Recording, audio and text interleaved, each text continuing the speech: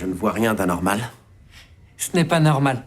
Il y a une déformation concave dans l'atrium droit. Shaun jette un œil à l'électrocardiogramme et diagnostique immédiatement la cause. Neil trouve cela difficile à croire. Brown affirme que c'est possible. Le garçon a été blessé par du verre, son artère carotide est sectionnée. Un éclat de verre a migré avec le sang, provoquant une accumulation de sang dans le cœur. Kalou estime que les chances de le sauver sont minces. Neil décide quand même de tenter sa chance. Il ordonne aussitôt à son assistant de préparer l'opération. Pendant l'intervention, l'équipe retire effectivement un morceau de verre du cœur. Tous les présents lui lancent des regards admiratifs. Voyant le garçon hors de danger, Shaun est soulagé. De l'autre côté, les débats font rage dans la salle de réunion. Le conseil d'administration rejette la candidature de Shaun. Ils estiment qu'un autiste ne peut pas exercer le métier de médecin. Le directeur s'oppose à tous et insiste pour garder Shaun. Très vite, l'histoire du sauvetage de Shaun se répand partout. Internet est rempli d'éloges. Le directeur saisit cette opportunité et réussit à préserver le poste de Shaun. Si, contrairement à ce que je pense, Shaun n'est pas à la hauteur de nos attentes, il sera remercié sur le champ.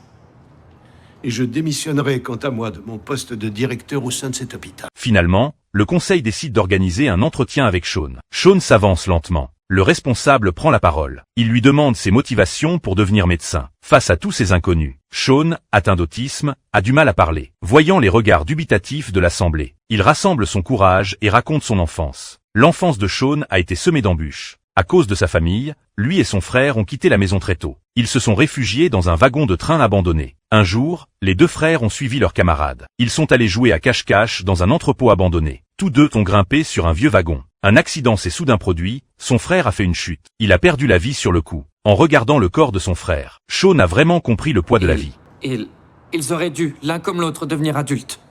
Ils auraient dû avoir, à leur tour, des enfants. Et aimer ces enfants.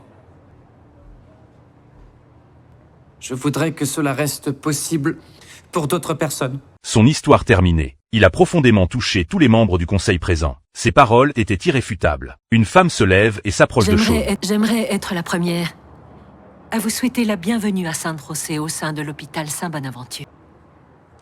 Nous sommes fiers de vous avoir.